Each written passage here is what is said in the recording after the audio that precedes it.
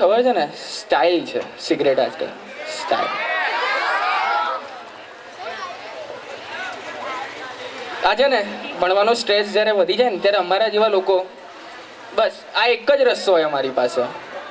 તારે રહેવું હોય તો રહે, ના રહેવું હોય તો જા. હા તો હું જાઉં છું. અને ભણજે. શું કરું? બરાબર, તારું ફ્યુચર બનાવજે. તારે 4 દિવસ પછી એક્ઝામ છે. અરે પણ તું ભણીશ નહીં, કમાઈશ નહીં તો મને ખવડાવીશ કેમ નહીં? ભણજે. ટાટા. હા બાય. ઘરે જવાનો ટાઈમ થઈ ગયો.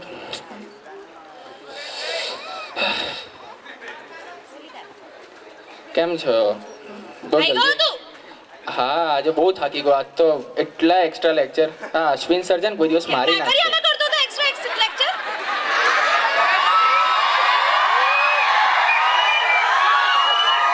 કાંકરિયા તો હું ગયો જ નથી. પેલું મણિનગર છોકરી જોડે. હું છોકરી જોડે કાંકરિયા? ના હું હતો જ નહીં. મને અશ્વિન સરે કીધું અને તું લેક્ચરમાં બી નહીં ગયો આજે. આ છે ને મયુરભાઈએ જ ફોન કર્યો હશે.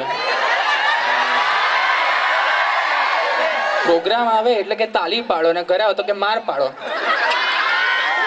બોલ, કશે શું નહીં છે ગયો. બધું? કશે નહીં. હું તે જુઠ્ઠું બોલે છે કે તું જુઠ્ઠું બોલે છે? એ જુઠ્ઠું બોલતા હશે. એમને ફી નહીં આપી ને.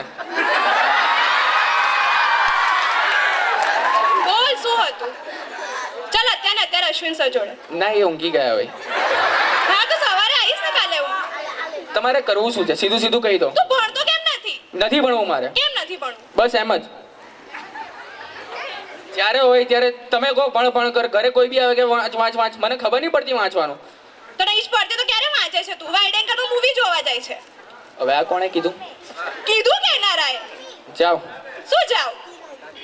મારે ભણવું હશે તો હું ભણીશ. મારી જિંદગી છે, હું જે કરું એ. 4 દિવસ ભણવાનું છે, આખી જિંદગીનો સવાલ છે. કેમ કઈ સાંભળતો નથી તું મારું? ક્યાં જાય છે હવે? ઊભો રહીશ અહીંયા. હજી કંઈ બાકી રહી ગયું છે? હા ઊભો રહી અહીંયા, ફરી આગળ. પાડું. હા દબ્બાડ.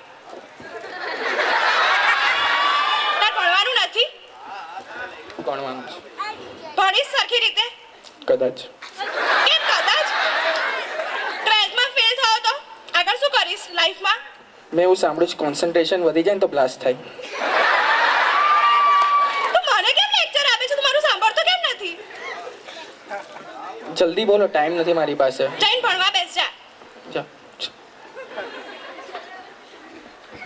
આજકાલ આવું જ થતું હોય છે આપણી લાઈફમાં. આપણે પણ આપણી સ્ટડીઝને ગ્રાન્ટેડ લઈએ છીએ. ઘણી બધી વખત આપણે એવું વિચારતા હોય છે કે આપણા પેરેન્ટ્સ આપણને નથી જોઈ રહ્યા. આપણી પાસે એટલું ધ્યાન નથી એમનું. બટ મેક શ્યોર લાઈફ તમારી છે. ચેલેન્જીસ તમારે ફેસ કરવાના છે. તમારા પેરેન્ટ્સે અડધી જિંદગી જોઈ લીધી છે. આગળ તમારે ફેસ કરવાનું છે. એ સાથે જ જો તમે એમ માનતા હોય કે મને ચલો મારા પેરેન્ટ્સ નહીં જોતા, પણ એ ઈશ્વર જે છે એ હરેક પલ આપણી સાથે ને પાસે હોય છે. ને આપણું કોઈ પણ આપણે છુપાઈને કામ પણ કેમ નથી કર્યું એનો પણ એ જજમેન્ટ કરવાનો છે, કેમ કે એને બધું ધ્યાન છે. સો આપણે એક્ઝામ્સ આવે છે, ભણીએ તે સાથે સાથે જ આપણે જોઈએ કે આપણું જીવન કઈ બાજુ જશે. Thank you.